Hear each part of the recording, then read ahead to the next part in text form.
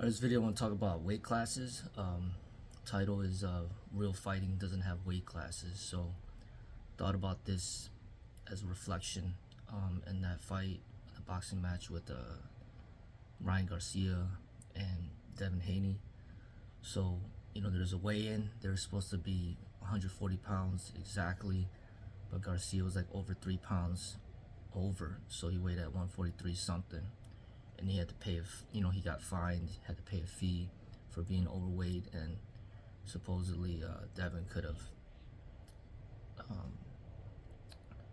he could have stopped it from there and just not fought him. And one of the commentators, Stephen A. Smith, was basically saying that they shouldn't have accepted the fight because he didn't make weight. And I guess in the boxing world, I think the weight does make a difference, but it just, to me, it doesn't make sense, when it comes to real fighting, and like real martial arts in general. Is you could be attacked by, anybody out there in the streets. They could be older, they could be younger, they could be a different gender, they could be more skilled, or they could be not as skilled. They could have a weapon. Obviously, they could weigh more than you, they could weigh less than you.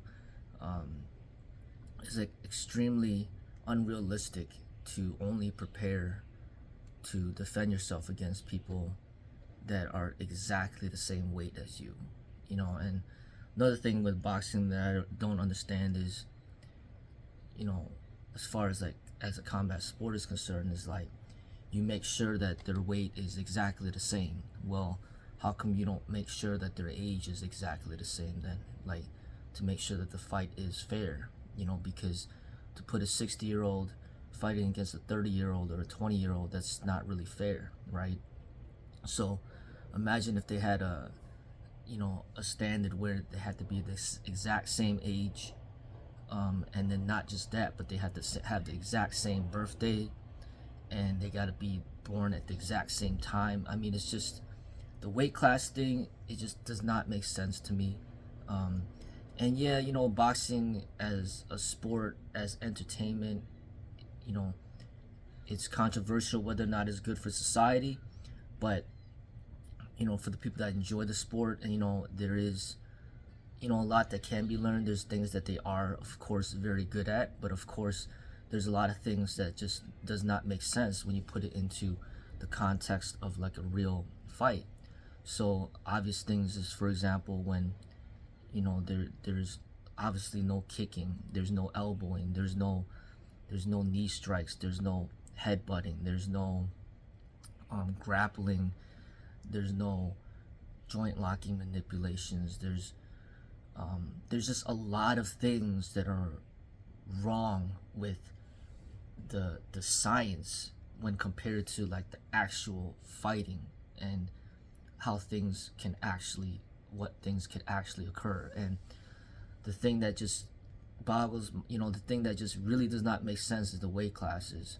And for obvious reasons, it's there in place to protect the safety of the athletes, but that protection is like an illusion to reality, because in real life, you could be weighing at 150 pounds and somebody is attacking you that's 200 pounds, that's 220 pounds. And you have to figure out a way to survive that situation. And that's what martial arts is all about, is giving you the tools to give you like an advantage over others. And there's really no rules in real fighting. The only rule is to protect your life, and for the most part, obey the law, so then you are not the one that ends up going to jail for defending yourself. But other than that, like, anything goes, so if somebody that weighs 100 pounds more than you and they're attacking you, you need to do what's necessary to survive that situation. And it's also the illusion of just putting the same gender against each other, women just fighting against women, and what, out there in the streets, they don't, there's no men that are ever gonna attack them. I mean, that's a false reality.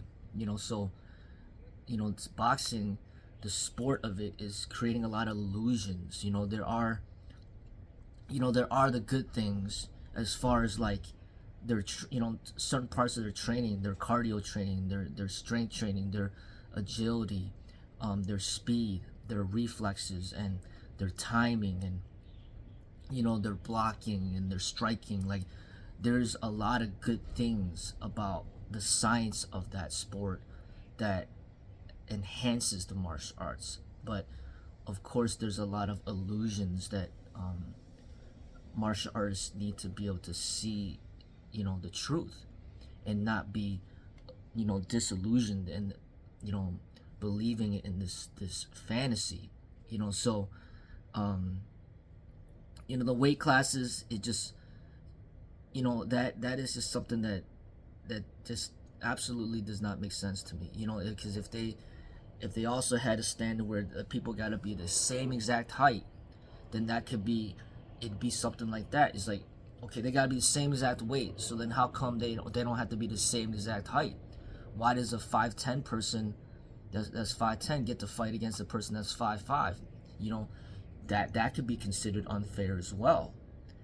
So the age, the height, the weight, the gender. I mean, okay, so then they only make men going against each other.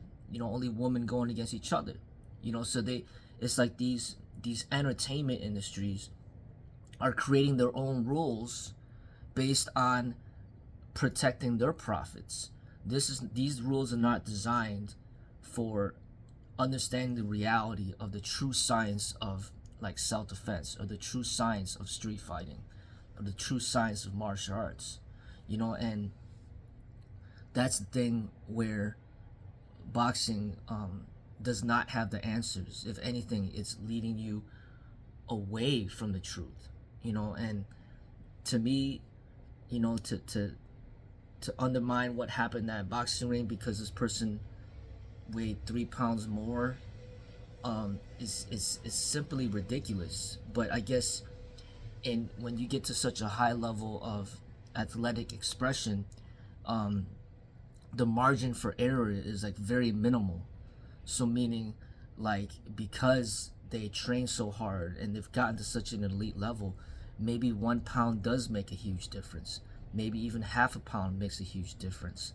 Just like when two sprinters are going against each other, it comes down to hundredths of a second sometimes, and 1 second is a lifetime in track and field, especially in regards to the 100-meter dash. So we got these high-level athletes come together, and they're fighting with this type of intensity, this type of execution of techniques. Maybe the pounds do make a huge difference, but it goes back to why, of course, with the gloves and the hands. Why do you have gloves on? It's basically just to prolong the fight, so then they could make it more entertaining, to make more money. But in real fighting on the streets, is bare fist, and sometimes people could even have a knife or brass knuckles, and there's no such thing as boxing gloves out there in the streets. So these fights will end extremely quickly compared to the boxing match. So that's one of the main things where I never got into boxing. I was never interested in it as far as like participating in that, because it doesn't make sense to me. The rules that they have, it does not line up with the reality that I see when it comes to like defending yourself on the streets. And like I said, it doesn't mean that there isn't aspects of martial or the boxing that a lot of things could be learned from, but the downfalls of it, the illusions of it, it has to be identified and recognized. There's clear weaknesses in that sport that is not representing the reality of true fighting. And I guess that's my main my main beef with it. And yes, it makes a lot of money, and you see so many people cheering and so many people buying tickets and talking about it and videos and all these things going on. um, but at the same time, you know, the things that is not good, you know, such as the CTE and the concussions and the illusions, the lies that it's presenting, that needs to be recognized and seen for what it is. And then like true things like true martial arts and people that study the true science of like self-defense, um, those have to be, people need to be educated about that, you know, because there's the reality fighting, and then there's the fantasy, you know, the sport, the entertainment aspect of it. And you know, the longer that you study these things, you need to be able to identify the true from the false.